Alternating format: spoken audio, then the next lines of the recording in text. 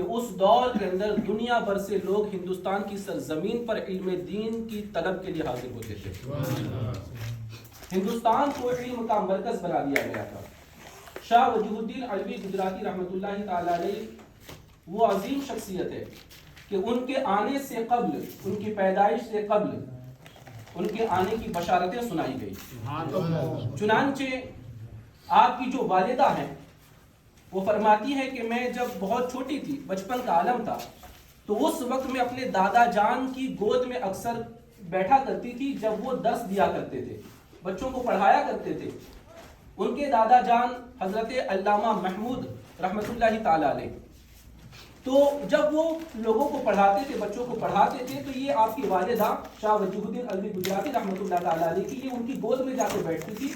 تو آپ کے دادا ان سے بڑا پیار فرماتے تھے، بڑی محبت کرتے تھے، اور اس وقت دادا جان یہ کہتے تھے کہ یہ وہ بچی ہے کہ جس کے بطن سے ایک ایسا عالم پیدا ہوگا جس کے علم کی روشنی پوری دنیا میں پھیلے گی، ایک عالم کبیر پیدا ہوگا.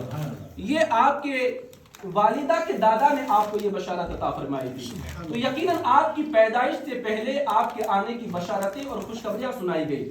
بلکہ رسالہ وجیہہ کے اندر یہ موجود ہے کہ جب شاہ وجیہ الدین علوی گجراتی رحمۃ اللہ تعالی علیہ پیدا ہوئے اور والدہ جب ان کو دودھ پلاتی تھی، تو جب آپ باوضو ہوتی تبھی آپ دودھ پیتے، اور جب آپ بے وضو ہوتے تو آپ کبھی دودھ نوش نہیں فرمایا، آپ دودھ نہیں پیتے تھے. یہ آپ کا بچپن کا عالم رہا. بلکہ آپ کی والدہ فرماتی ہے جب میرا بیٹا سو جاتا تو اس کے سینے سے اللہ کے ذکر کی آواز آیا کرتی. دوستان محترم، شاہ وجیہ الدین علوی گجراتی رحمۃ اللہ تعالی علیہ جن کے ایک استاذ تھے جو مشہور ہیں، جن سے آپ نے اکثر علم حاصل کیا ہے، حضرت علامہ عماد الدین تارمی رحمۃ اللہ تعالی علیہ، جن کو اللہ تبارک و تعالی نے تقریباً 250 علوم کے اندر مہارت عطا فرمائی. جب آپ ان سے علم دین حاصل کر رہے تھے نا، تو ابھی آپ کا پڑھنا مکمل ہی نہیں ہوا، ان سے آپ علم حاصل ہی کر رہے تھے کہ اسی درمیان آپ کے استاذ محترم کا انتقال ہو گیا، وہ دنیا سے چلے گئے. جیسے استاذ کا انتقال ہوا تو آپ بڑے رنجیدہ ہوئے، بڑا دکھ ہوا، آپ کو بڑی تکلیف ہوئی، کیونکہ انہیں پتا تھا کہ یہ بڑا ہی باکمال بندہ ہے، اس کے پاس بے شمار علم موجود ہے اور ان کی بارگاہ سے میں بہت کچھ حاصل کر سکتا تھا. اچانک دنیا سے ان کا چلا جانا آپ کے اوپر بڑا شاک گزرا، آپ کو بڑی تکلیف ہوئی، بڑا درد ہوا، آپ بے چین رہنے لگے.